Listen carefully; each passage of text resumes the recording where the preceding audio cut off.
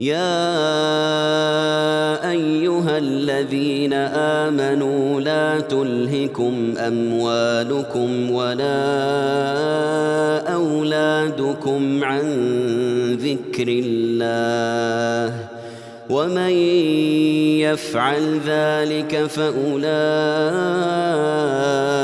هم الخاسرون وأنفقوا مما رزقناكم من قبل أن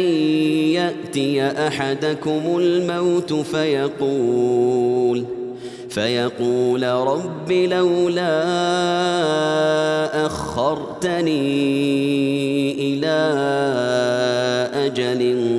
قريب فأصدق وأكن من الصالحين ولن يؤخر الله نفسا إذا جاء أجلها والله خبير بما تعملون.